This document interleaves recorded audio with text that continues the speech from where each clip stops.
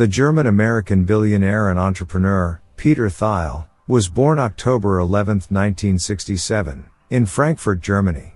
Peter Thiel is a venture capitalist and political activist.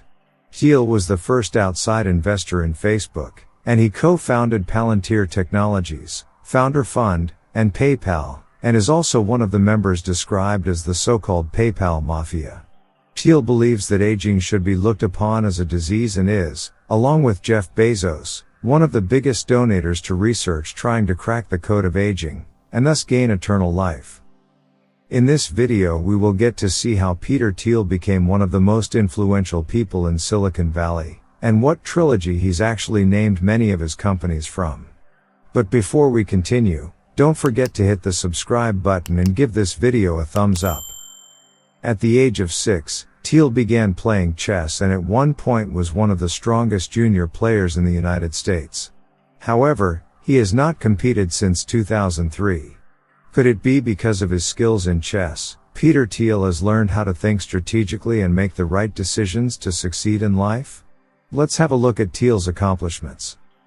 At the beginning of his career, Peter Thiel worked as a securities attorney at Sullivan & Cromwell, and also wrote speeches for former U.S. Secretary of Education, William Bennett.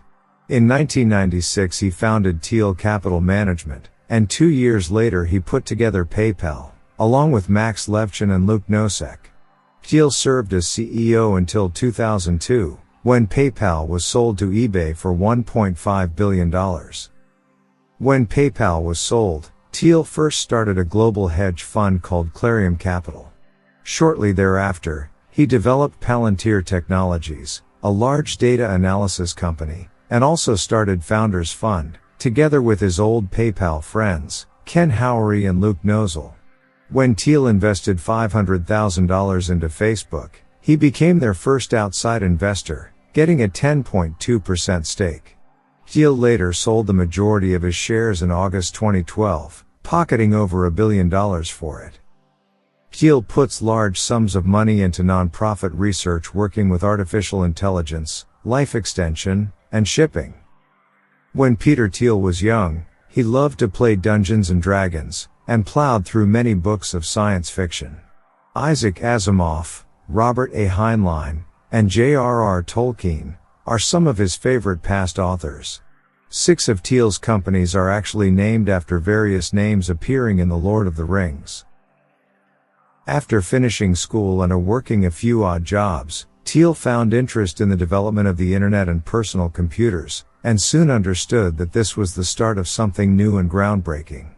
He therefore raised a whole $1 million from friends and family to start Thiel Capital Management, and began his career as a venture capitalist.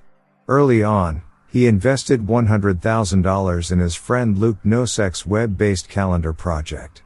Unfortunately, it was a flop and all the money disappeared almost immediately. But pretty soon Thiel was introduced to a venture called Confinity, and it was thanks to this that the ideas regarding PayPal were born. So maybe the flop wasn't that unfortunate after all.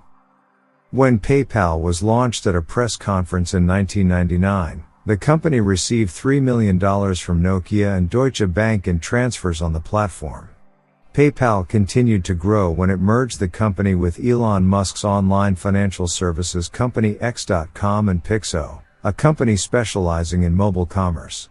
On February 15, 2002, PayPal was sold to eBay for $1.5 billion, and Thiel, who then owned 3.7% of the company, received $55 million in the sale.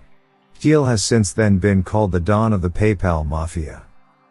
Palantir Technologies was born in May 2003, and is a big data analytics company.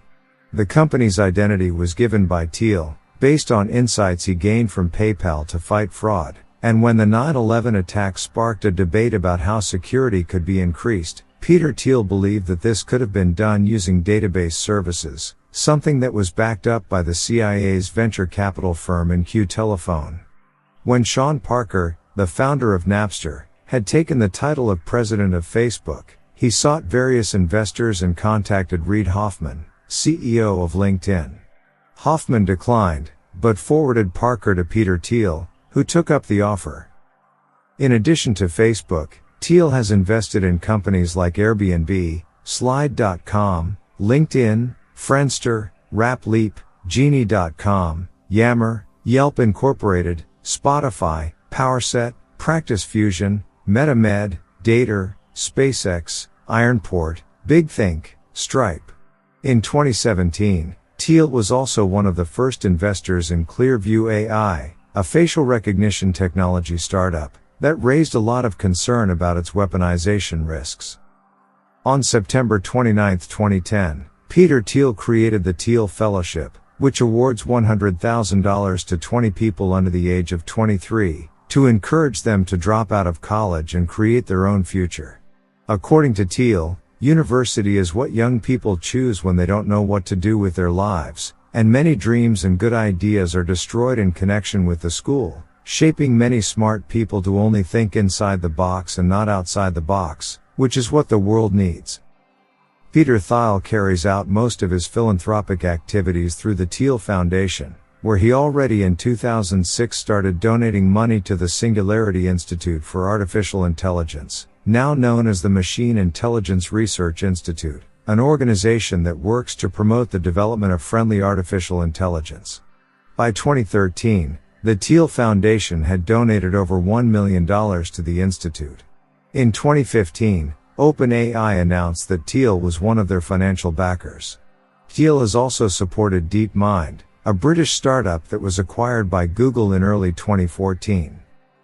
2006 was the year when Thiel began to put large sums of money into promoting anti-aging research, and has since made several statements that we should look at aging the same way we look at disease. Thiel believes it can be cured, humanity just has to figure out how to do it.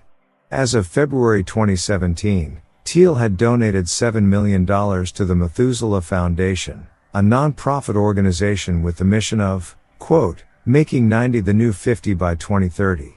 The organization supports tissue engineering and regenerative medicine therapies. In a 2014 interview, Peter Thiel said that he is registered to be cryonically preserved, meaning he would be subject to low temperature preservation in the event of his legal death, in hopes of might becoming successfully revived by future medical technology. He is also registered with Alcor Life Extension Foundation. Besides all of these things, Thiel is also a supporter of journalists writing freely and reporting on truths without having to feel fear about being censored. Therefore, Thiel donates large sums of money to the Committee to Protect Journalists, and is also a supporter of the Human Rights Foundation. Comment your thoughts on Peter Thiel and don't forget to give this video a thumbs up. Thank you for watching and see you next time.